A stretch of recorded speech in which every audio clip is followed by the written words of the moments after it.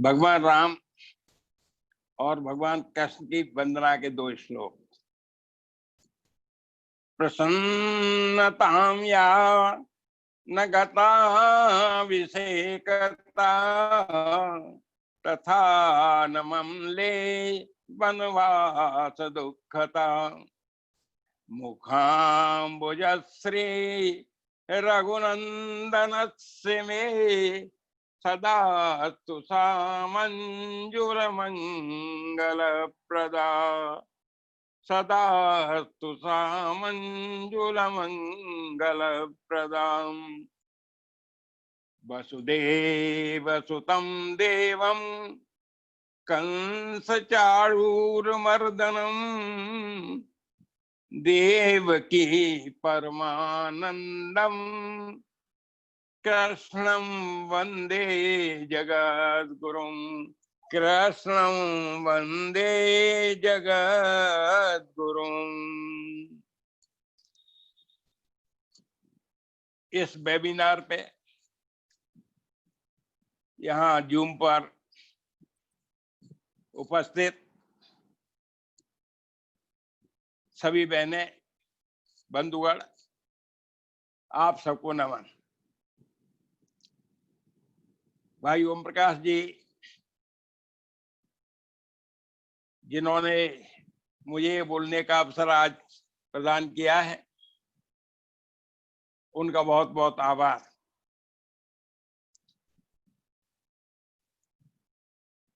जो विषय मेरे पास है, जिस पर मैं कुछ विचार आपके साथ साझा करना चाहूंगा,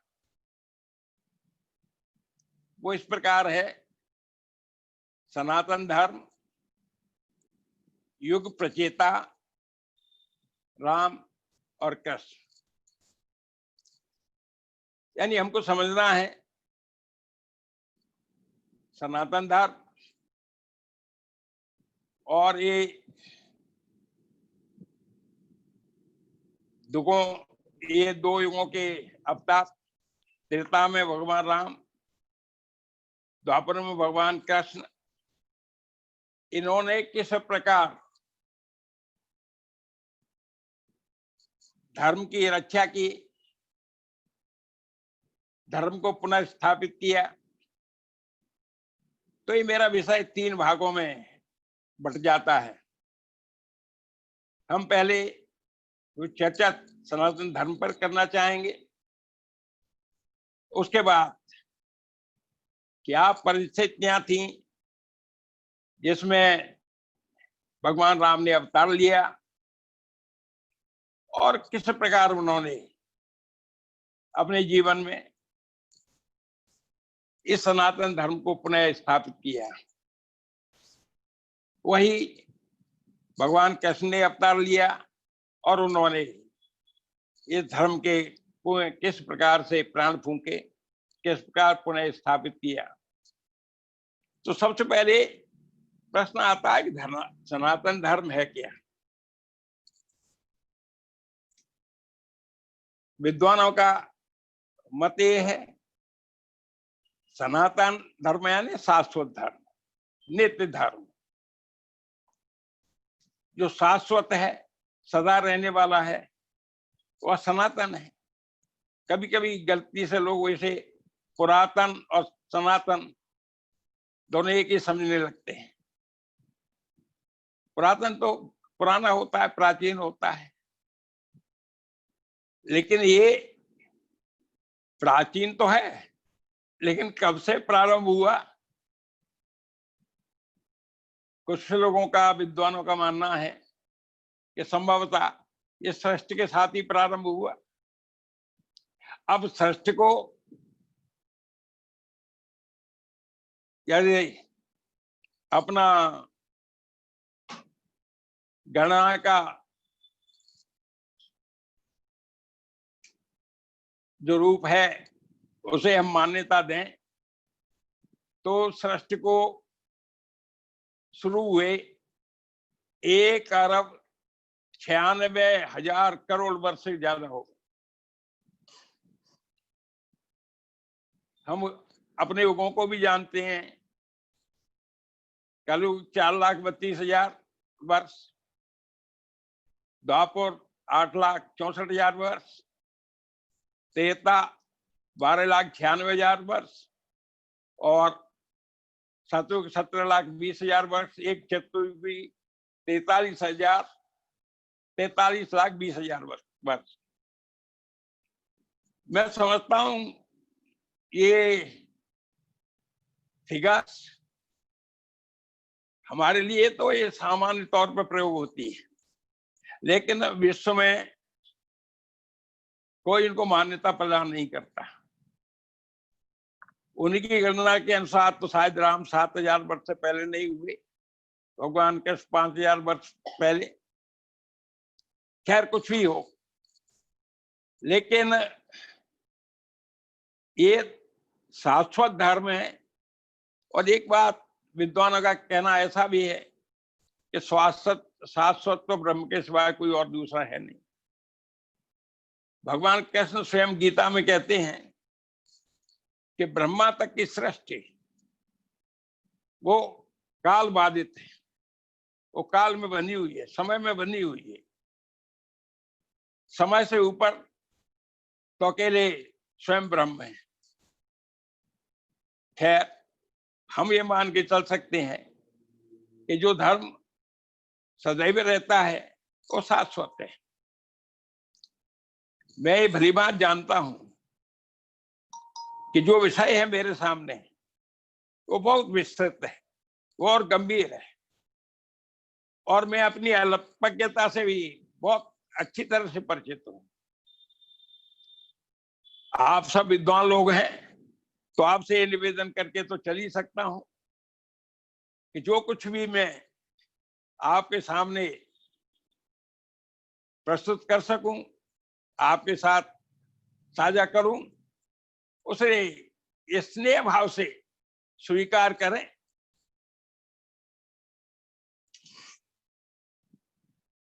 मैं विद्वानों के द्वारा दी हुई सनातन धर्म की कुछ परिभाषाओं से प्रारंभ कर रहा हूं।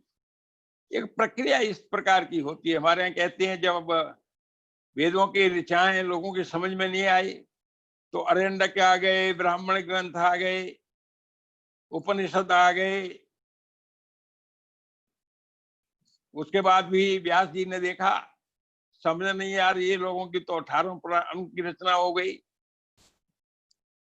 उनसे भी जब लोगों को बहुत कुछ स्पष्टता नहीं हुई तो देखिए महाभारत आ गया, रामायण आ गया। कुछ इसी प्रकार की प्रक्रिया समझने की दृष्टि से चलती है। तो पहले हम यहाँ परिभाषाओं से चल रहे हैं, कुछ विद्वानों की थोड़ी सी परिभाषाएं, बहुत मैं बहुत थोड़ी सी परिभाषाएं आपके सामने ले रहा हूं, 2-3-4।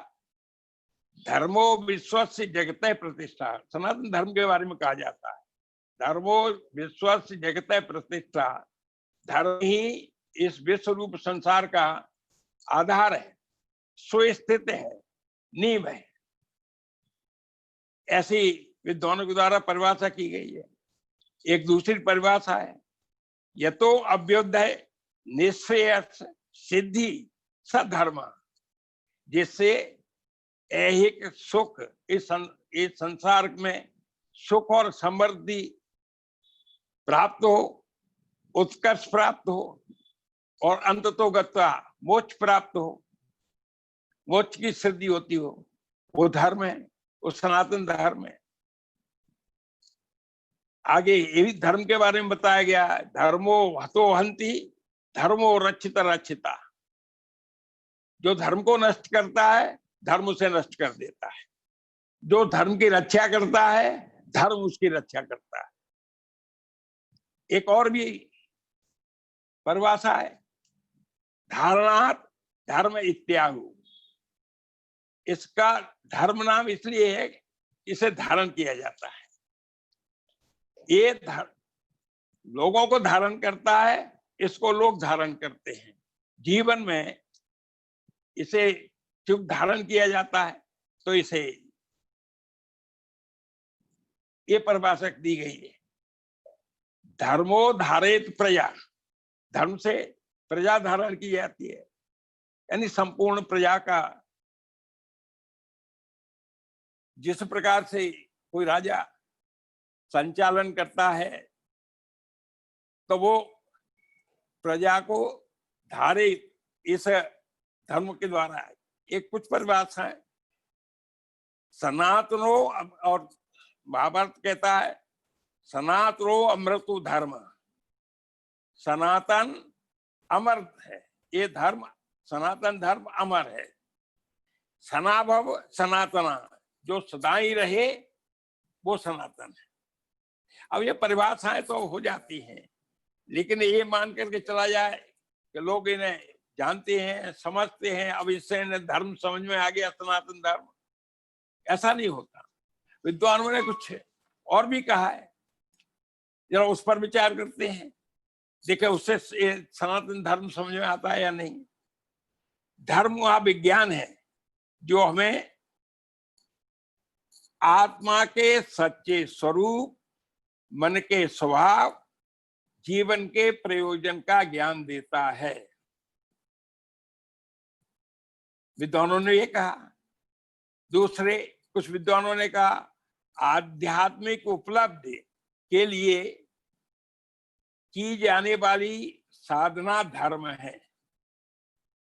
आध्यात्मिक उपलब्धि के लिए। एक आगे, धर्म सार्थक व सफल जीवन की कला सिखाता है, तो सनातन धर्म होता है।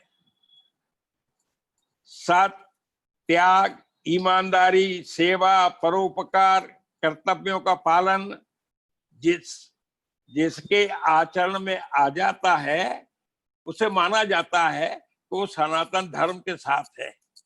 उसके जीवन में सनातन धर्म की समझ आ गई है, वो सनातन धर्म का अनुयायी है।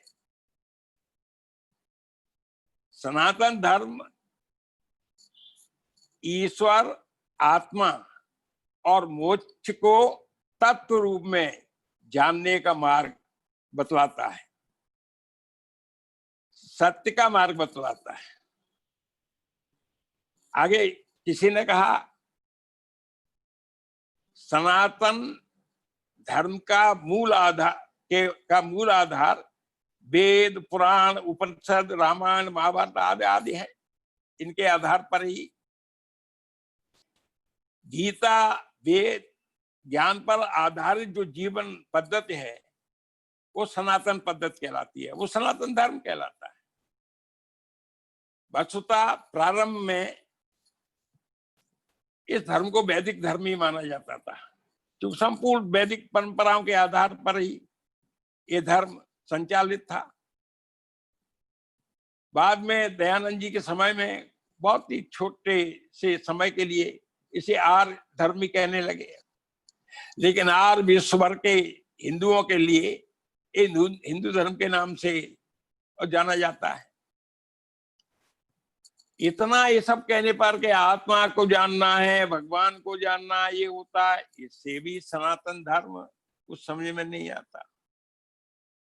तो धर्म, सनातन धर्म की घोषणा है। देखिए विद्वानों ने, इस देश के ऋषि मुनियों ने किस प्रकार सोचा कि लोगों के जीवन में ये प्रवेश करना चाहिए। तो आप देखिए धर्म को बताया, छत पे खड़े होकर के कहा जा रहा है, बताया जा रहा है लोगों को, श्रूयताम धर्म सर्वस्वम, श्रूयताम धर्म सर्वस्वम सत्ता चाप्य अवधार्यात् आत्मना प्रतिकूलानि परेशान न समाचरेत्। धर्म का सार समझिए, धर्म के सार को बताया जा रहा है, चिल्ला चिल्ला के बताया जा रहा है कि धर्म का सार क्या है, और इसको समझ करके अपने जीवन में उतारिए, आचरण में लीजिए। क्या है? आत्मना प्रतिकूलानि परेशान न समाचरेत्। जो व्यवहार आपको अपने लिए उचित न लगे, अच्छा न लगे वो आप किसी से न करें। ये सनातन धर्म है। तो जो व्यवहार आचरण किसी का आपको अच्छा नहीं लगता, आपको स्वीकार नहीं है, आप ऐसा व्यवहार किसी के साथ न करें। इसे समझने में कठिनाई नहीं आती। आप ऐसा व्यवहार दूसरों के साथ न करें जो आपको अपने लिए अच्छा नहीं लगता। ये धर्म का सर्वस्व बताया जा रहा है। दूसरा, ये देखिए कितना अच्छी तरह से अपने धर्म को हमारे यहाँ बड़े उदाहरणों के साथ बता दिया। अयम निज परो वेत गणना लघु चेतसाम उदार चरिता नाम वसुदैव कुटुंबकम।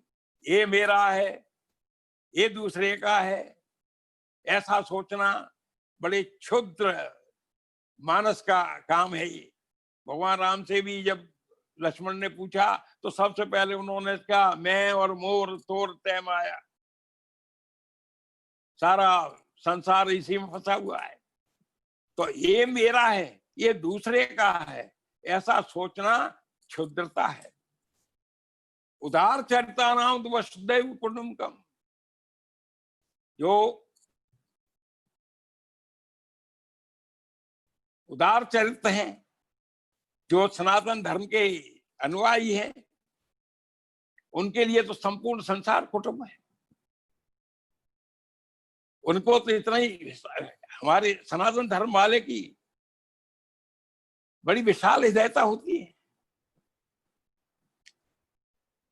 आगे यही धर्म कह रहा है, सर्वे भवन्तु सुखिना सर्वे सन्तु निरामया सर्वे भद्राणि पश्यन्तु मां कश्चित् दुख भाग भवेत्। देखिए ये सनातन धर्म की, कि सभी सुखी रहें, सभी निरोग रहें, सभी का कल्याण हो, किसी को दुख न मिले, ये भावना है सनातनी की।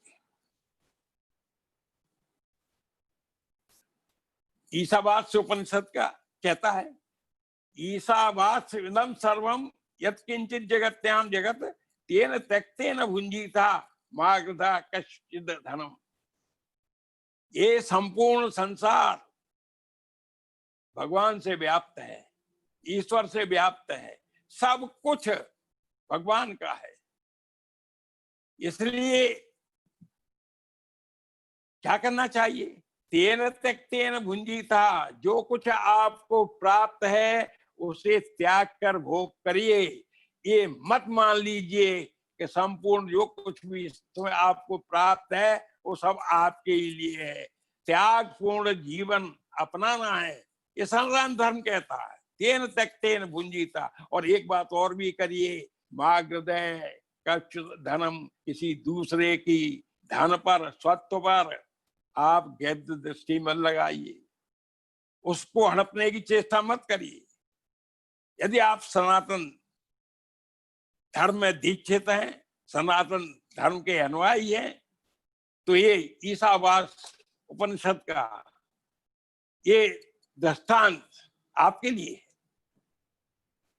आपको आगे बता रहे हैं बहुत अच्छी तरह से, सीधे जो चीजें समझ जाए, सामान्य लोग समझ जाए। पिबन्ति नद्या स्वयमेव नाम्बा स्वयं न खादन्ति फलानि वृक्षा नादन्ति सत्यम खलु बारिवाहा परोपकाराय सताम विभूतया। परोपकाराय सताम विभूतया।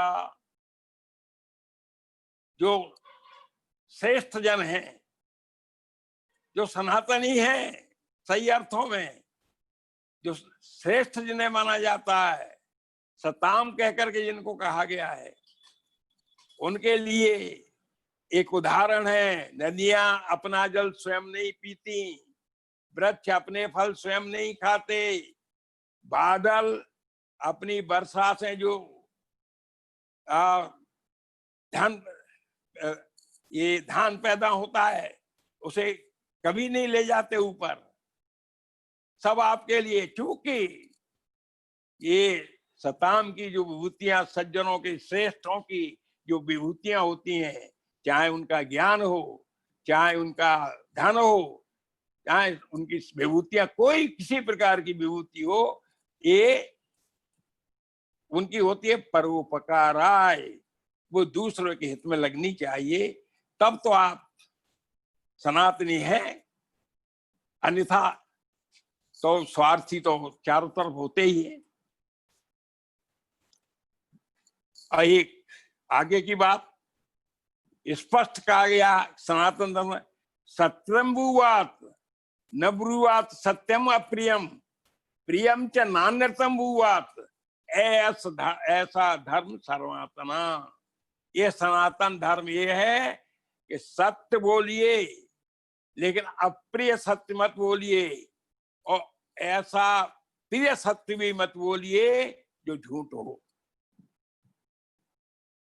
क्या किसी को की खुशामद में करने के लिए आप असत्य बोलते हैं? ऐसा धर्म सनातन, ये सनातन धर्म है।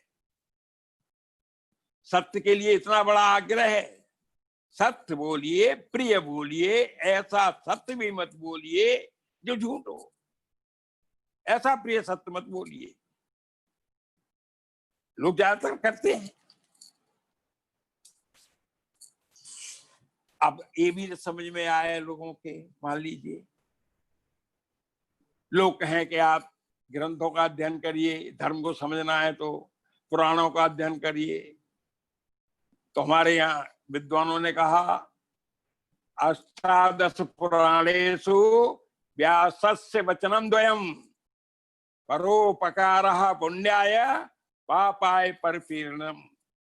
अरे भैया, 18 पुराणों में व्यास जी ने 2 बातें ही कही, तीसरी बात कही नहीं है। परोपकार के बराबर पुण्य नहीं है, दूसरे को सताने के बराबर पाप नहीं है। ये सीधी सी बात समझ लो, आपने सनातन धर्म समझ लिया। और इससे भी आगे आप समझना चाहते हो तो 4 वेद 6 शास्त्र में बात मिली है 2। 4 वेद 6 शास्त्र में बात मिली है 2। दुख दीने दुख होता है, सुख दीने सुख होय। यदि आप किसी को दुख पहुंचा रहे, यही है। आप वेदों का सार समझ लीजिए, अपने 6 जो दर्शन है उनका सार समझ लीजिए। सुख दीने दुख दीने दुख होता है, सुख दीने सुख होय। यदि आप दुख देंगे लोगों को तो आपको जीवन में दुख ही मिलने वाला है। यदि आप लोगों को सुख देंगे तो आपके जीवन में भी सुख ही आने वाला है। भगवान राम स्वयं, आज ही आपने 40वां वो दुआ पढ़ा है उत्तरकांड का, जिसमें भगवान स्वयं कहते हैं, परित सरित धर्म नहीं भाई, पर पीड़ासम नहीं अधमाई। ये आज ही पढ़ा है 40वां दोहे के अंतर्गत आता है। भाइयों को बता रहे हैं भगवान राम कि परहित सरित धर्म नहीं भाई, पर पीड़ासम नहीं अधमाई। अब बताइए, सारा इतना मैं समझता हूं, इससे कि धर्म क्या है हमारे तक आ जाएगा। और फिर और भी नहीं आ रहा तो एक बात और छत पर खड़े होकर के सनातन धर्मानुयायी कहता है, वेदा विभिन्ना स्मृतिया विभिन्ना नासौ मुनि यस्य मतम न भिन्ना, धर्म से तत्व निहितम गुहायाम महाजनो ये न गता सपांता। भाई, वेद भिन्न भिन्न, बहुत सारे भिन्न भिन्न वेद हैं, बहुत कुछ कहते हैं। स्मृतियां हैं, बहुत कुछ कहती हैं। बहुत सारे मुनि ऋषि हैं, उन्होंने बहुत कुछ कहा है। लेकिन आप तो ये मान के चलिए, धर्म से तत्वम निहितम गुहायाम, धर्म सामान्य तौर पे समझने वाला तत्व नहीं है, वो गहरी गुफा में है जहां आप नहीं पहुंच सकते। तो हम क्या करें कि आप करिए एक छोटी सी बात, महाजनो ये न गता सपांथा। जिस मार्ग से महापुरुष गए हों, जिस मार्ग से श्रेष्ठ जन गए हों, महाजन माने बनिए लोग नहीं, जिस मार्ग से और श्रेष्ठ पुरुषों की न तो इस देश में कमी है न संसार में कमी है, एक से एक श्रेष्ठ व्यक्ति है हमारे मार्गदर्शन के लिए। तो जिस मार्ग से श्रेष्ठ जन गए हैं बस उस मार्ग को पकड़ लीजिए। आप सनातन धर्म को के अनुयायी हैं, आप सच्चे अर्थ में सनातन धर्म का मार्ग अपनाए हुए। मैं समझता हूं ये इतना पर्याप्त है। विवेकानंद जी ने एक बहुत अच्छी बात और बताई है कि धर्म हमारे अंदर, व्यक्तियों के अंदर देवत्व को पैदा करता है, देवत्व को जागृत करता है। सबके अंदर देवत्व है, राक्षसत्व भी है, देवत्व भी है। जब राक्षसी वृत्ति हमारी बढ़ जाती है तो हम राक्षस हो जाते हैं, और जब हमारी देवी प्रवृत्ति आगे आती है, दुर्योधन से पूछा ही गया था तो बोला ही था, जानामि धर्मम न च मे प्रवृत्ति, जानामि धर्मम न च मे निवृत्ति। मैं जानता हूं, अच्छी तरह जानता हूं धर्म क्या है, मेरे कोई रुचि नहीं है, कोई प्रवृत्ति नहीं है। अधर्म को भी जानता हूं पर उससे मैं अलग होना ही नहीं चाहता हूं। अब राक्षसी वृत्ति मेरी तो बड़ी हुई है। तो ये विवेकानंद जी ने इस प्रकार कहा। मैं समझता हूं इससे ज्यादा की चर्चा इस पर करना फिर समय की सीमाएं हैं। अब राम जी को ले लेते हैं कि दो अभी ये थोड़े थोड़े समय समझने कि किस स्थिति में राम आते हैं। राम अवतार कब होता है, यानी अवतार ही कोई कब होता है। तो भगवान शंकर जी कह रहे हैं, जब जब होय धर्म के हानि, बाणे असुर अधम अभिमानी, करहि अनीत जाय नहीं बरनी, सीधे विप्र धैन सुर धरनी। सीधे याद रखिए, सीधे विप्र धैन यानी कष्ट में डालते हैं। जब सीधे विप्र धैन सुर धरनी, तब तब धर प्रभु विविध शरीरा, हरई कृपा निधि सज्जन पीरा। और क्या करते हैं आकर के, असुर मारि था पैसुर ने, राखे निज श्रुति सेत, जग विस्तार विसद जस राम जन्म कर हेतु। ये पार्वती जी को शिव जी बता रहे हैं। और ये स्थिति कब बनी, जरा उस स्थिति को देख लें। देखिए, रावण, मेघनाथ, कुंभकर्ण सब राक्षस क्या करने लगे, करें उपद्रव असुर निकाया। सारे के सारे असुर टोटल कंप्लीट करने लगे, सब करें उपद्रव असुर निकाया, नाना रूप धरे कर माया, जे विधि होय धर्म निर्मूला, सो सब करें वेद प्रतिकूला। जे जे देश धैनु दुज पावे, नगर गांव पुर आग लगावे, शुभ आचरण कतौ नहीं होई, देव विप्र गुरु मानन कोई, नहीं हर भगत यज्ञ तप ज्ञाना, सपने सुनियन वेद पुराना। जप जोग विरागा तप मग भागा, सबन सुनाए दस सीसा, आपुन उठ धावे, रह न पावे, धर सब पाले खीसा। अस भ्रष्ट अचारा, भा संसारा, धर्म सुनिय नहीं काना, ते बहुविधि त्रास है, देश निकास है, जो कहे वेद पुराना। वर्ण जाय नीत, घोर निशाचर जो करें, हिंसा पर अति प्रीत, तिनके पापे कवन मिति। बाड़े खल बहु चोर जुआरा, जे लंपट पर धन पर दारा, मानहि मातु पिता नहीं देवा, साधुन सन कर बावै सेवा, जिनके ये आचरण भवानी, ते जाने निश्चर सम प्राणी। सारे प्राणी निश्चर सम हो गए। निश्चरों के तो आतंक थे ही, उनके कारण बाकी के लोग भी सब निश्चर जैसे हो गए। ये स्थिति थी जब भगवान ने अवतार में लिया अवतार। और आपने पढ़ा होगा, पढ़ते ही है कि भय प्रगट कृपाला, उसमें अंतिम यही है, बेप्रधैन उसुर संत हित, लीन मनुजय अवतार। तो भगवान ने इस तरह अवतार लिया और किया इस धर्म के, जहां धर्म की ये स्थिति हो गई थी, उसकी पुनर्स्थापना कैसे की।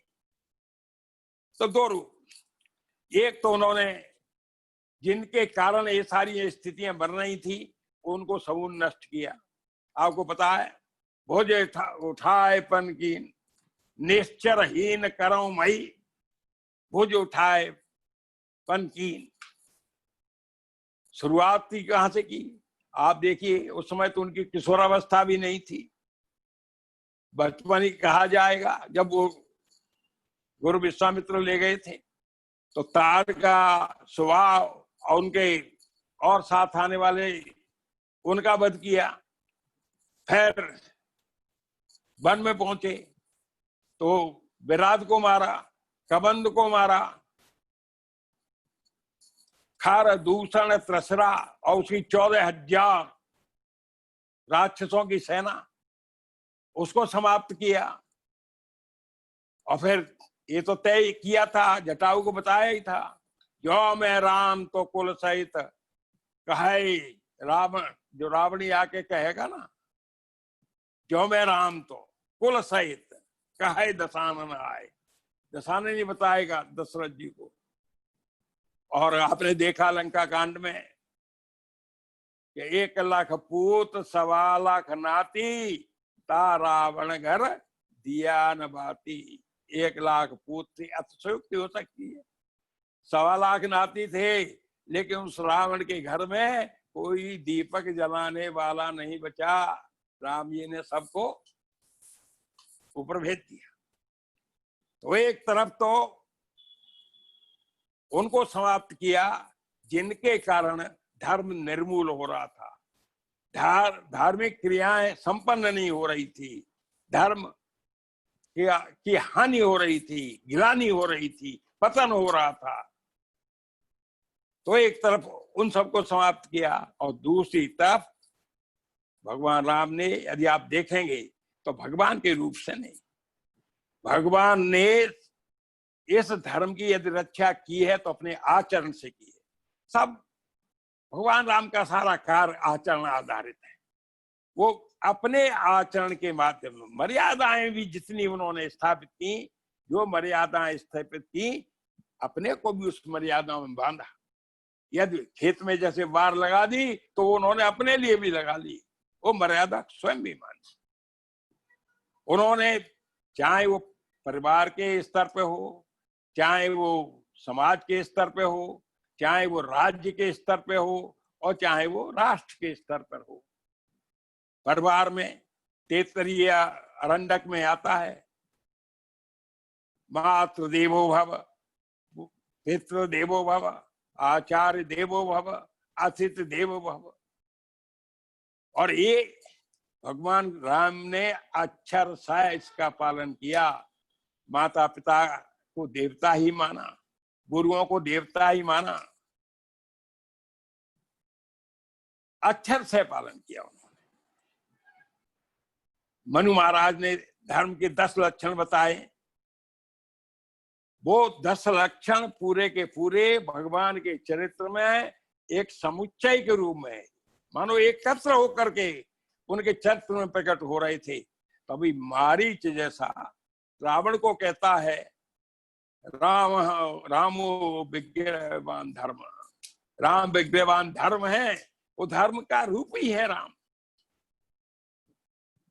क्योंकि उन्होंने धर्म को हर, और आप देखिए समाज के लेवल पे, चाहे छोटे छोटा आप कहते हैं ना, केवट से लेके केवट है, निषाद है, सबरी है, गीद है, बानर है, भालू है, उनके साथ कैसा व्यवहार किया है, अपने स्तर का व्यवहार किया है। नीचे वृक्ष के नीचे बैठे, ऊपर बैठे, तब भी भगवान को कोई ऐसा नहीं लगता। कितना स्नेह दे रहे हैं। कप तर तर वो ढालों पर बैठे हुए और भगवान राम नीचे बैठे हुए। प्रभु तर तर कप डाल पर ते किए आप समान। बताइए, राज्य का तो राम राज्य के समान तो आप कोई आज तक दुनिया में की कल्पना है कि वैसा बने। और एक बात, एक ही शब्द देखिए, राम प्रताप विषमता कोई। राम के आने से विषमता समाप्त हो जाए। विषमता समाप्त कभी होती नहीं समाज में से।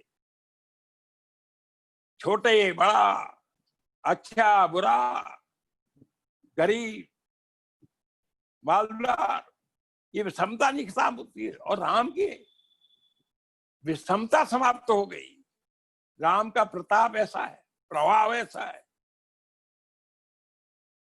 राष्ट्र के स्तर पर तो आप देखिए, लंका में जब कहते, अब ये वो मिलता नहीं कहीं प्रसंग के वो कहां पर है वो रामा वो श्लोक, पर किसी ने लिखा है तो लिखा तो है ही कि उनको कहा गया कि अब लंका में विजय, सोने की लंका है, अयोध्या में चल के क्या करेंगे पता नहीं, अयोध्या में क्या स्थिति होगी, भरत भी प्रवेश करने भी देंगे या नहीं करने देंगे। तो उनसे कहा गया लंका में, सोने की लंका में यही रहते हैं। तो कहते हैं अपे स्वर्णमयी लंका नमे लक्ष्मण रोचते जन्नी जन्मभूमि स्वर्गादपगरीयसी। ये सोने की लंका भले ही हो लक्ष्मण, मुझे नहीं भाती, चूंकि जननी जन्मभूमि, जननी और जन्मभूमि स्वर्गादपगरीयसी, स्वर्ग से भी बड़ी है। वो ये राष्ट्र को इस तरह से मान के चलते हैं। और तो अपने आचरण से, सर्वत्र अपने आचरण से उन्होंने धर्म की स्थापना की, पुनः धर्म की स्थापना हुई। और इस प्रकार राम जी ने, मैं नहीं समझता हूं और समय लिया जाए। देखिए ये इतना विस्तृत विषय है कि आप चाहे कितना भी इसके बारे में सोच लीजिए कि रामचरितमानस ही अकेला उठा करके अब कर रहे हैं, 1 महीने से तो आप पाठ कर ही रहे हैं, उसमें से निकालना चाहेंगे सनातन धर्म के कैसे कैसे पालन हुआ, कैसे कैसे उन्होंने स्थापना की, तो बहुत कुछ निकल आएगा। तो आगे कृष्ण को लेने से पहले मैं समझता हूं कृष्ण और राम दोनों में क्या समानता है और क्या भिन्नता है, जब थोड़ा सा इस पर चर्चा कर लें।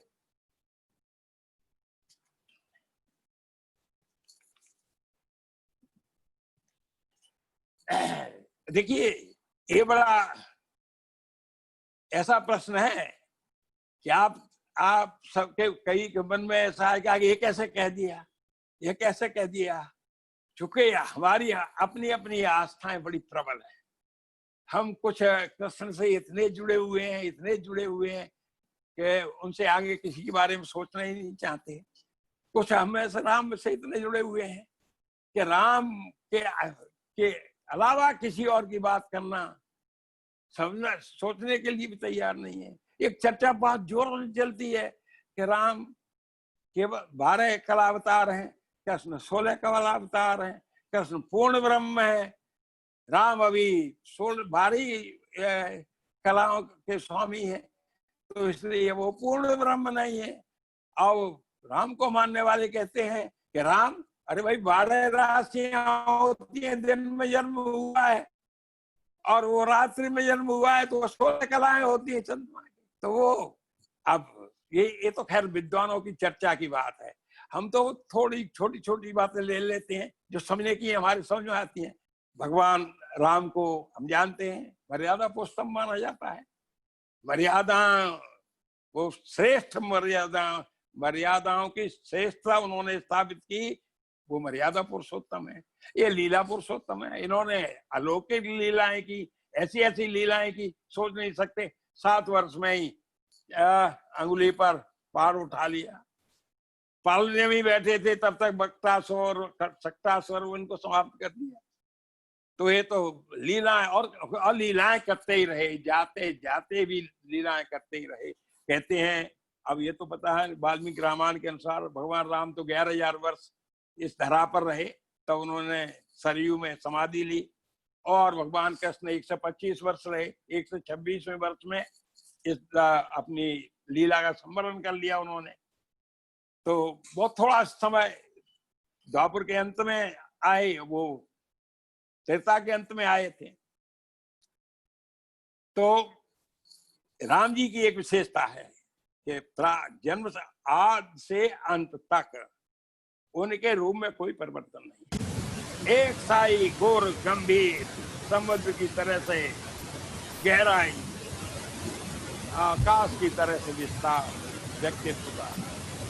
और कृष्ण वो तो बचपन से ही चंचल है, हंसोड़ है, और सबसे बड़ी गोपियों से भी बात कर लेंगे, ग्वालों से भी बात कर लेंगे, और किसी प्रकार का हास्य से बिखेर देंगे। आपने पूरा रामचरितमानस पढ़ लिया करीब करीब, राम को कभी हंसते हुए नहीं देखा होगा, राम को कभी अट्टहास करते हुए नहीं देखा होगा, राम को मन ही मन मुस्कुराते जरूर देखा होगा। उनको हर्ष तो होता है, हर्षित तो वो होते रहे, जब कोई अच्छा काम करने जा रहे हैं तो हर्षित होते हैं, लेकिन हंसता हुआ एक भी शब्द आप बता दें जहां राम जी हंस रहे हैं। और कृष्ण कभी रोते नहीं देखा होगा। राम जी तो रोए, सीता जी के हरण के बाद रोए, लेकिन कृष्ण कभी आपको रोते हुए नहीं मिलेंगे। वो अर्जुन रोने लगा तो उसको ही कह दिया, अरे पेन नपुंसक मत बन, हिम्मत करके खड़ा हो जा। क्या डांट लगाई है, नपुंसक घोषित कर दिया अर्जुन जैसे धनुर्धर को, क्योंकि वो उन्हें पसंद नहीं है। और ये भी मानते हैं कि राम में प्रसाद गुण दिखाई नहीं। प्रसाद गुण एक साहित्य का बड़ा विशेष गुण है कि ये जो जिसमें सरलता रहती है, जिसको सरलता से समझा जाए, ये कहते हैं ये काव्य या ये लेखन बड़ा प्रसाद गुण युक्त है। तो राम से कोई ये कहे, जैसे कहे होली खेल रही है और राम जी के मुंह पे कोई जाके लगा दे, लगा सकता है क्या? कोई ऐसा रामचरितमानस में बालकों का झुंड जाते हुए राम जी के पास देखा है क्या? लेकिन कृष्ण के पास ग्वाले घर से पकड़ पकड़ के ले आते हैं, ले जाते हैं, और माखन चढ़ चढ़ के माखन चुराते हैं। अद्भुत दोनों का अभी अंतर है तो है ही। वो जिस मर्यादा को बांध देते हैं, राम जी बना लेते हैं, उसमें खुद को भी मानते हैं, अंत तक मानी उन्होंने। कृष्ण के लिए कोई मर्यादा एग्जिस्ट ही नहीं करती। उनका तो घोषणा है कृष्ण की, तो अरे भाई शुभ से शांति आती है, कुछ अच्छा होता है तो शुभ का प्रयोग करिए, अशुभ से होती है तो अशुभ का प्रयोग करिए। उन्होंने तो आपको पता है युधिष्ठिर से कहलवा दिया था, अस्वस्थामा हतो नरो वा कुंजरो। युधिष्ठिर जो कभी असत्य बोलते नहीं, द्रोणाचार्य के का वध करने के लिए, और उनसे कहलवा दिया अस्वस्थामा हतो नरो वा कुंजरो कहने के से पहले उन्होंने शंख बजा दिया जोरों से। उस आगे की बात सुन ही नहीं पाए द्रोणाचार्य, और उन्होंने धनुष मार दिए थे। अब तो उनके लिए कोई माने नहीं रखता। भगवान राम ब्रह्म के अवतार हैं, ऐसा वो कभी पूरे रामचरितमानस में कहीं ऐसा याद करके नहीं रखते कि मैं ब्रह्म हूं, मैं ब्रह्म हूं, ऐसा याद नहीं रखते। तुलसीदास जी हाँ जरूर है, कि लगता है कि कभी कोई वो मनुष्य की कुछ ज्यादा ही भूमिका कर रहे हैं, उन्हें कर दिया है, कुछ हल्की सी कुछ लगती है उन्हें ऐसी भूमिका कर दी, तो अब वो आ जाते हैं तुलसीदास बीच में और बताते हैं वो ब्रह्म है, वो ब्रह्म है। लेकिन कृष्ण तो खड़े होकर कहते हैं मैं ब्रह्म हूं, सारी भूतियां मेरी हैं। मैं अर्जुन को बहुत स्पष्ट ब्रह्म रूप, उन्होंने विश्वरूप भी दिखा दिया, सब दिखा भी दिया। एक अंश से सारे ब्रह्मांड को मैं धारण किए हुए हैं। वेद में ऐसा कथन है कि 4 अंश होते हैं, तो उसमें एक अंश से सारा ब्रह्मांड व्याप्त है। भगवान के एक अंश से 3 अंश बाहर रहते हैं इस ब्रह्मांड से, और ये वो बता रहे हैं, अर्जुन को कहा एक अंश से मैंने धारण कर रखा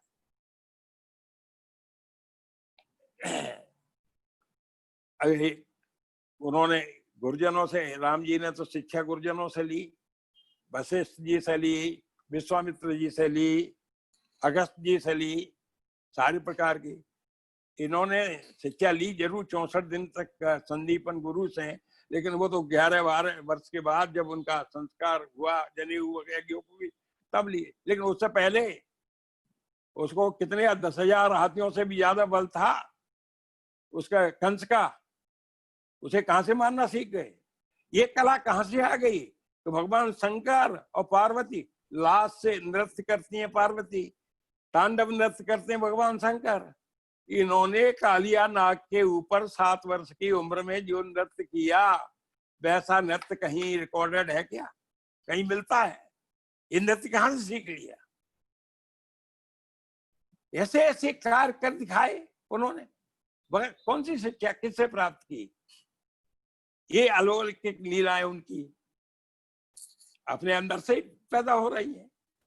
11 वर्ष के बाद उन्होंने दीक्षा वहां से ले ली, वो भी 64 दिन की थी। 16 विद्याएं, 64 कलाएं 64 दिन में ही सीख के आ गए। मैं बहुत बहुत कुछ कहा जा सकता है, लेकिन समय को देखते हुए मैं दौड़ रहा हूँ। कुछ लोगों ने शाम में भी खूब खोजा है, अब शाम में जल्दी जल्दी बोल देता हूँ। उन्होंने कहा देखिए, उन्होंने भी बचपन में ही राक्षसों को मारना शुरू कर दिया था राम जी ने, उनके यहाँ अपने विश्वामित्र जी के यहाँ। इन्होंने तो खैर पालने से ही मारना शुरू कर दिया था राक्षसों को।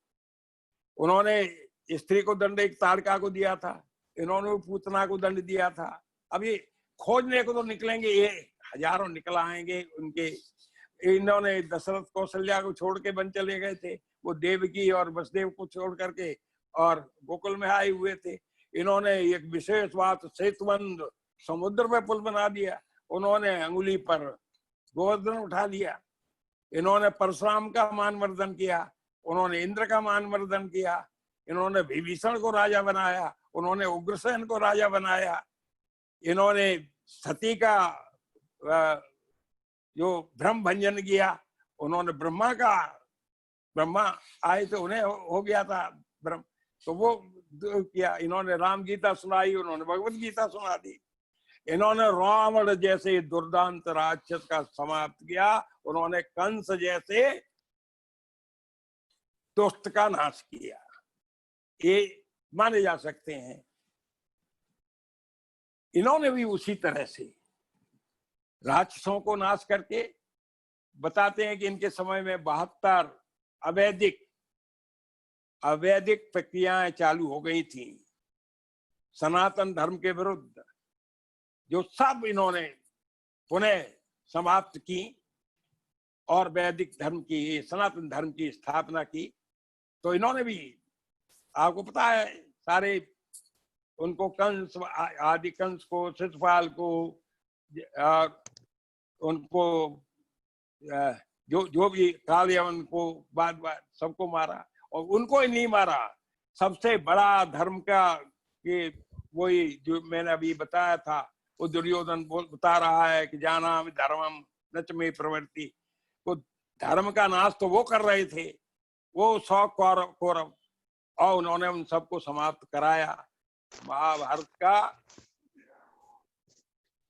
नेतृत्व, महाभारत का संपूर्ण युद्ध यदि किसी ने लड़ा तो भगवान कृष्ण ने लड़ा था, और वो लड़ा इसलिए था कि उन्हें धर्म की स्थापना की थी। उन्होंने घोषणा की गीता में, यदा इदाय धर्मस्य ग्लानिर्भवति भारत अभ्युत्थानम धर्मस्य तदात्मानं सृजाम्यहम् परित्राणाय साधूनां विनाशाय च दुष्कृतां धर्म संस्थापनार्थाय संभवामि युगे युगे। ये तो उनकी घोषणा करके जन्म लिया। मैं हर युग में आता हूँ, राम बन के भी वही आए थे, कृष्ण बन के आ गए।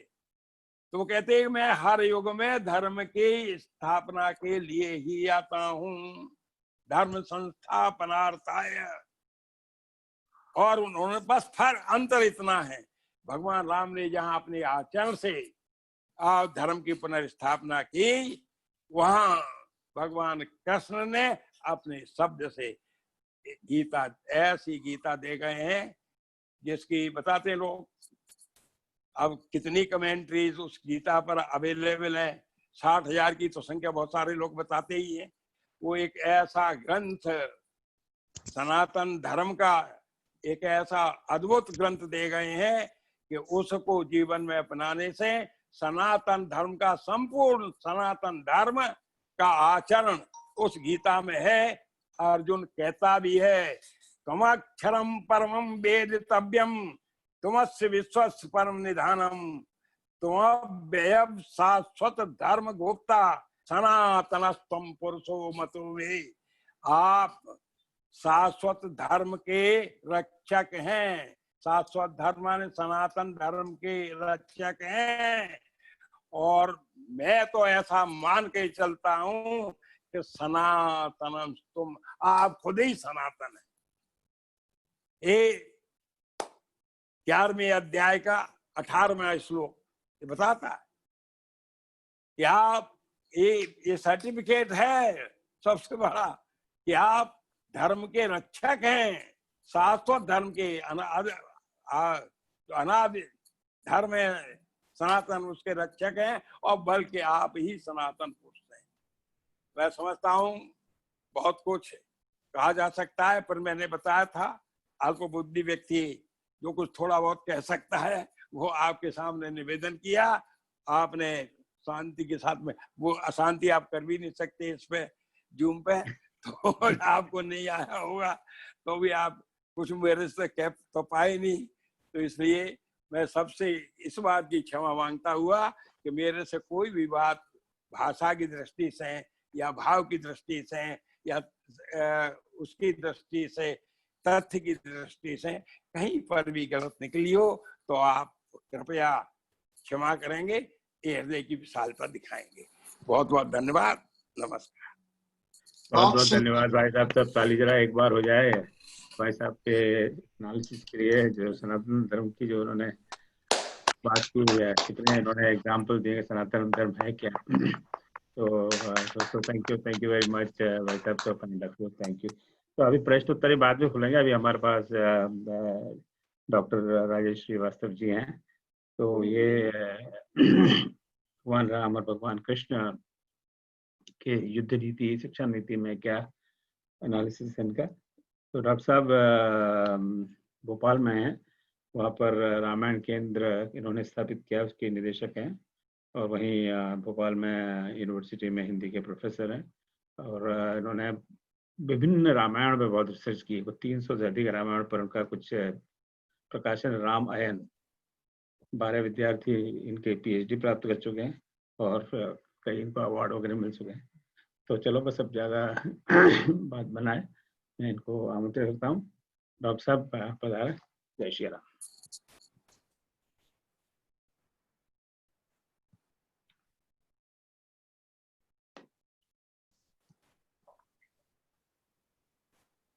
जय श्री राम जी। मेरी आवाज आ रही है? आगे खूब अच्छी आ रही। जी जी जी। क्या मैं स्क्रीन को ले पाऊंगा? क्या स्क्रीन शेयर करना चाहते हैं आप? स्क्रीन शेयर हो पाएगी क्या? हाँ बिल्कुल बिल्कुल, आप कर सकते हैं। मैं अपनी बात करने से पहले आपको एक चित्र दिखाना चाहता हूँ। हाँ जी, वो स्क्रीन शेयर का ऑप्शन नीचे दिखाई दे रहा होगा आपको। जी जी।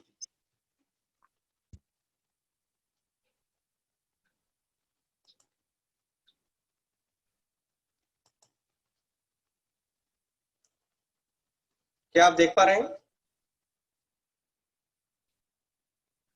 जी हाँ, ये दिख रहा है, देख पा रहे हैं। ये बहुत चित्र, सुंदर। ये हाँ चित्र हाँ देखिए, ये एक अद्भुत चित्र है जो आज के कार्यक्रम के लिए बड़ा प्रासंगिक है। और इसमें आधे राम जी हैं और आधे कृष्ण जी हैं। क्या बात है, बहुत सुंदर। इसमें मुरली भी है और धनुष भी है, इसमें पाजेब भी है। और ये दुर्लभ चित्र अयोध्या शोध संस्थान की भित्ति पर अंकित है। अयोध्या मेरा कई बार जाना हुआ तो वहां पर भी ये चित्र अंकित है। और हाँ, बहुत ही दुर्लभ चित्र है। इसके बनाने वाले का नाम मैं भूल गया हूँ, लेकिन मेरे पास ये था तो मैंने सोचा आप सबको शेयर करूं। बहुत बढ़िया, थैंक यू। इसको बंद कैसे करना होगा? Stop share.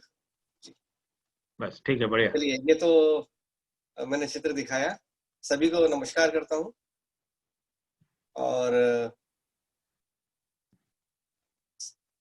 बस क्या कहूँ, राम लक्ष्मण गुप्ता जी ने सभी कुछ तो कह दिया है। राम और कृष्ण की ऐसी अद्भुत व्याख्या मैंने कई बार बहुत सारे लोगों से सुना है, लेकिन ऐसा अद्भुत व्याख्यान हमेशा याद रहेगा।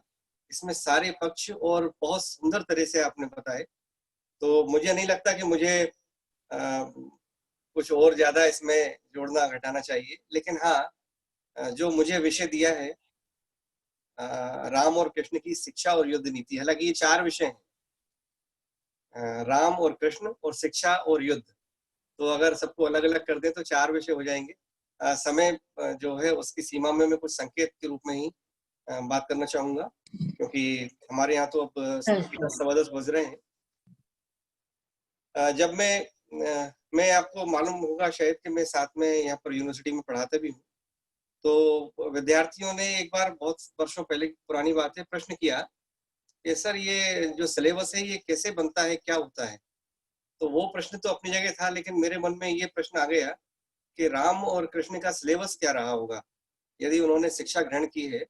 तो उस समय के पाठ्यक्रम क्या होते थे? उस समय जो गुरुकुल की स्थिति होती थी, जो शिक्षण संस्था होती थी, क्योंकि शिक्षण संस्थाएं, स्कूल कॉलेज तो उस समय होते नहीं थे, तो गुरुकुल में जाकर ही अध्ययन करना होता था, या गुरु को बुला लिया जाता था, जैसे दशरथ जी ने वशिष्ठ जी को घर पर ही राम और भाइयों को साथ में शिक्षा देने का कार्य किया था।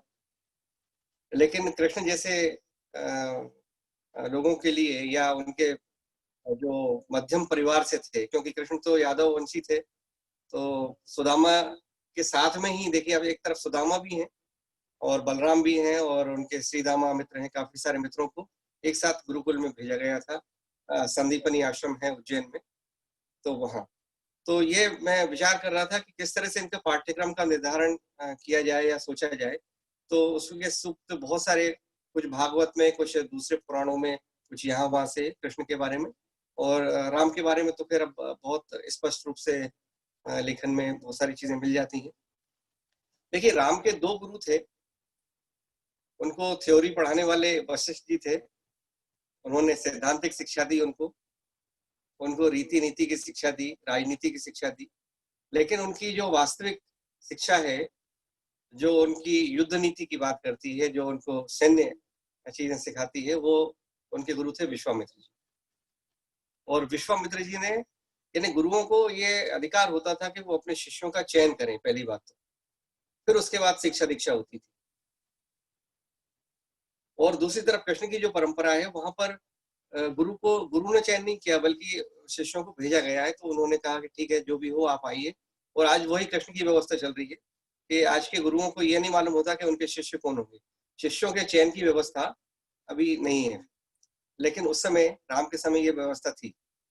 राम के समय विश्वामित्र जी ने राम और लक्ष्मण को चुना, और जैसा कि अभी बताया कि वो वन में ले गए और ताड़का का वध हुआ था, ये सारी शिक्षा जो थी, और उसके साथ में उन्होंने ढेर सारे उनको विद्याएं सिखाई। तो वो तो बहुत लंबे अस्त्र हैं। अगर आपने वाल्मीकि रामायण का जो, अगर बालकांड आप देखेंगे, तो उसमें बहुत सारे अस्त्र हैं। और विश्वामित्र जी ने इतने सारे अस्त्र दिए हैं, अगर मैं कुछ नाम आपको गिनाऊं, तो उन्होंने कहा कि मैं बिजली से निर्मित तुम्हें वज्रास्त्र देता हूँ, जो शिव जी का शूल और ब्रह्मशेर, ऐशिक आदि अस्त्रों से शक्तिशाली ब्रह्मास्त्र तुम्हें देता हूँ। इन्हें पाकर तुम तीनों लोकों में बहुत शक्तिशाली संपन्न हो जाओगे, और मैं तुम्हारी वीरता से इतना प्रसन्न हूँ कि मैं तुम्हें प्रचंड मोदकी नामक और शिखर नामक गदाएं देता हूँ। मैं तुम्हें अश्नि और पिनाक के साथ में नारायण अस्त्र, आग्नेय अस्त्र, वायवास्त्र और क्रोच अस्त्र भी तुम्हें प्रदान करता हूँ। कुछ और पाश दिए उन्होंने, धर्म पाश, काल पाश, वरुण पाश। इसके साथ आप इनसे फुर्तीले शत्रुओं को बांध सकते हो। कुछ ऐसे भी अस्त्र उन्होंने दिए जो राक्षस लोग जिसका प्रयोग करते थे, कंकाल, मूसल, घोल, कपाल, किंकणी, ये बहुत सारे अस्त्र हैं।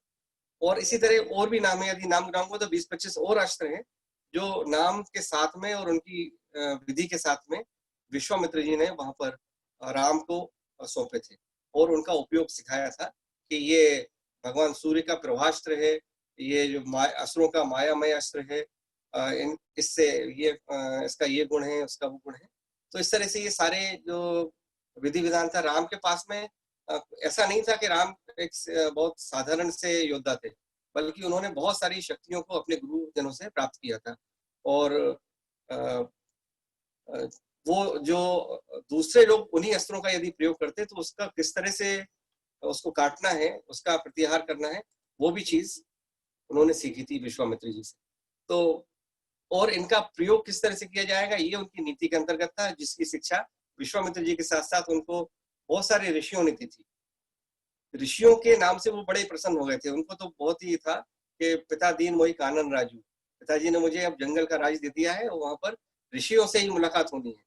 और ऋषियों के साथ में, गुरुओं के साथ में उन्होंने वो सारी की सारी चीजें सीखी जो उनके युद्ध कौशल को, उनकी विद्याओं को का सही उपयोग, सार्थकता उसकी प्रदान हो पाई।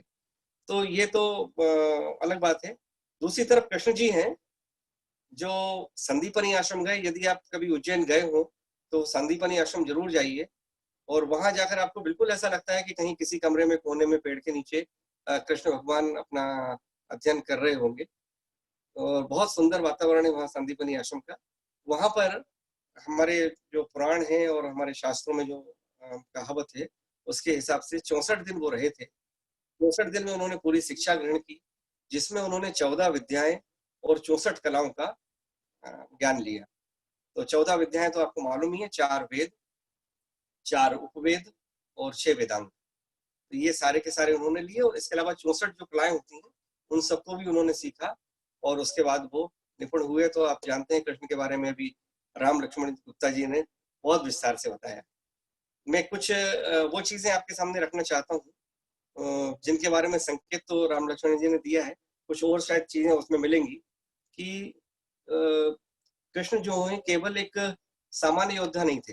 जैसा कि अभी गुप्ता जी बता रहे थे कि उन्होंने बहुत सारे बचपन से ही बहुत सारे राक्षसों का और उस तरह से वध किया, लेकिन उसमें आप देखेंगे कि सब बहुत सारे सांकेतिक रूप में राक्षस आते हैं कृष्ण के सामने, क्योंकि राक्षसों की जो जातियां हैं, जिस तरह के राक्षस रावण और विभीषण या कुंभकर्ण या उस समय के हुए हैं खरदूषण, वैसे राक्षस न होकर ये मायावी राक्षसों की एक बड़ी श्रेणी थी कृष्ण काल में। और कृष्ण ने बहुत सारे राक्षसों का या दैत्यों का वध किया, और वो लीला रूप में ही किया निश्चित रूप से।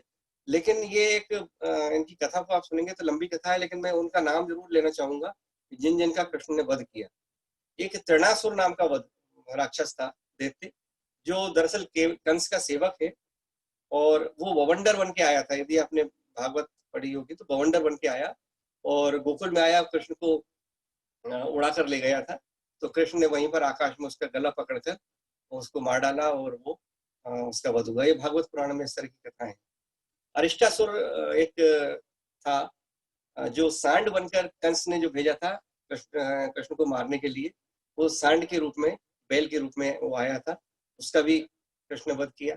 एक अघासुर था जो पूतना का छोटा भाई था, बकासुर और पूतना का छोटा भाई था, और कंस का सेनापति भी था। तो उसको भी वो अजगर के रूप में आया था और कृष्ण को मारना चाहता था, लेकिन कृष्ण वहां भी सावधान थे और उन्होंने बल्कि राधा और कृष्ण दोनों ऐसा किस्सा है उसमें कि राधा और कृष्ण दोनों ने मिलकर अगासुर का वध किया। एक व्योमासुर है जो कंस का गुप्तचर था और जो कृष्ण की गायों को चुरा कर ले गया था, कृष्ण ने उसका भी वध किया। एक केशी नाम का राक्षस, ये आपने नाम सुना होगा, वो भी है जो घोड़े का रूप धारण करके आया था और जो कृष्ण का वध करना चाहता था, लेकिन उसका भी वध कृष्ण ने किया। देखिए ये सारे के सारे जो दैत्यों का वध है ये युवावस्था के पहले ही है, मतलब ये किशोरावस्था में ही कृष्ण ने सारी लीलाएं कर दी है, उस समय का है, क्योंकि ये दैत्यों का वध फिर वो उसके बाद जो मथुरा चले जाते हैं उसके बाद ये नहीं मिलता। गीता में एक बड़ा अच्छा सा श्लोक है, वासुदेव सुतम देवम कंस चाणूर मर्दनम देवकी परमानंद कृष्णम वंदे जगत देवकी परमानंदम, देवकी परमानंदम कृष्णम वंदे जगत कृष्णम वंदे जगत गुरु। जी जी। तो इसमें एक शब्द आता है, मैं इस शब्द से रोक गया था, कंस चाणूर मर्दनम। कंस को मारा, यहाँ तो समझ में आया ये चाणूर क्या है और इसका नाम ऐसा कौन सा महत्वपूर्ण व्यक्ति है ये कि इसका नाम गीता में यहाँ पर लेना पड़ा। तो चाणूर जो था एक पहलवान है, वो जो मल्ल युद्ध हुआ था कृष्ण के प्रांगण में, तो उसमें जो पहलवान थे उसमें एक मल्ल पहलवान है और जिससे कुश्ती लड़ना पड़ी थी, और कृष्ण ने उसको धरती पर पटक के मार डाला था। चाणूर नाम का बहुत बड़ा विकट पहलवान था, उसका नाम ये गीता में इस रूप में कृष्ण ने भी लिया है। और बाकी और जो थे, मुष्टिक नाम का एक पहलवान भी साथ में आया था जिसको बलराम जी ने मारा था। तो ये चाणूर जब गीता में आया तो यहाँ पर मुझे शब्द ने रोका कि क्या ये इतना महान व्यक्ति था कि इस श्लोक में उसका नाम लेना आवश्यक हुआ। तो ये वाकई ये मतलब एक चाणूर की पूरी कथा है, उसको आप देखिएगा, उसमें मिल जाएगी, भागवत में पूरी कथा है। तो ये एक विचित्र ही पूरी कहानी है जो हमें ये सब बताती है। इसके अलावा मैं आपको एक दो चीजें और अगर बताना चाहूँ, अगर समय मुझे बता दीजिएगा। एक खाटू श्याम की कहानी भी आप लोगों ने सुनी होगी, जो बर्बरीक हुए हैं, उनका भी किस तरह से कृष्ण ने अंत किया, वो भी एक कहानी है। तो वो कहानी बताने का भी मुझे लगता है कि समय नहीं है। आप समय हम लोग बहुत we are about to finish now, so please wrap it up. जी जी, बस मैं 1 मिनट में अपनी बात समाप्त कर देता हूँ। बहुत सारे जो बिंदु हैं, जैसे जरासंध का किस्सा है, तो ये सारी की सारी चीजें असली में कृष्ण का जो युद्ध का जो काम था, उन्होंने 3-4 चीजें बताई। उन्होंने देखिए, जैसा कि ये मैं आपको भाषा में बात करूं तो राम लक्ष्मण गुप्ता जी की भाषा में बात करता हूँ कि जो उन्होंने अपने गीता के ज्ञान से या अपनी युद्ध नीति से जो बात कही, उसमें बात कही कि हमें समय के हिसाब से चलना चाहिए। पहली बात तो जैसा समय हो वैसा, यानी मर्यादा पुरुषोत्तम तो राम के साथ में थी, लेकिन कृष्ण कहते हैं कि हमें समय के साथ में अपना विवेक का प्रयोग करना चाहिए। मित्रों के साथ में सदैव सद्भाव रखना चाहिए और मित्रों का साथ कभी नहीं छोड़ना चाहिए। ये कृष्ण की सबसे बड़ी, और ये राम के साथ भी था और ये कृष्ण के साथ भी है। एक नीति बहुत आवश्यक होती है, और अंग्रेजी में जो कहावत है ना कि डोंट वरी, तो मुझे लगता है कि डोंट वरी तो कृष्ण जी का ही एक वाक्य है। वो कहते हैं कि क्यों व्यर्थ चिंता करते हो। ये हमारे इसी डोंट वरी का ही भाव है कि क्या लेकर आए थे, क्या जाओगे, क्यों चिंता करते हो व्यर्थ। तो ये डोंट वरी जो है, मुझे लगता है कि इस पर तो आप सब बहुत बातें सोच सकते हैं। दूरदर्शी होना चाहिए, ये सारी कृष्ण की नीतियां थी जिसके आधार पर उन्होंने न केवल युद्ध का नेतृत्व किया, बल्कि लोगों को युद्ध जितवाने की प्रयास भी किया। जैसे बर्बरीक था, उसके बारे में एक कहावत थी ना कि वो उन लोगों का साथ देता था जो हारने वाले होते थे। तो कृष्ण ने फिर उनका शीश मांग लिया कि आप तो हमें अपनी गर्दन दे दो, तो बर्बरीक ने अपनी गर्दन काट कर दे दी। तो ये, लेकिन कृष्ण ने भी वही किया था। कृष्ण ने दोनों लोगों को बिठा दिया था पास में, दुर्योधन को और अर्जुन को, और कहा कि आप मांगिए। तो एक तरफ सेना थी, एक तरफ मैं अकेला रहूंगा, वो भी निहत्था रहूंगा। तो ये सारी नीतियां थी, इनके पीछे क्या लॉजिक है, इस पर सारी बातें बहुत सारी हो सकती हैं। आप सभी सुधी विद्वान हैं, मैं तो केवल आप लोगों के दर्शन करने के लिए यहाँ पर आ गया। गुप्ता जी का साथ बड़ा हमेशा अच्छा लगता है, क्योंकि जब भी ज्ञान की चर्चा होती है तो मुझे लगता है कि वहां पर पहुंच जाए, थोड़ा बहुत प्रसाद मिल जाए। तो आज बहुत अच्छा आनंद आया कि राम लक्ष्मण गुप्ता जी ने बहुत सुंदर व्याख्यान दिया।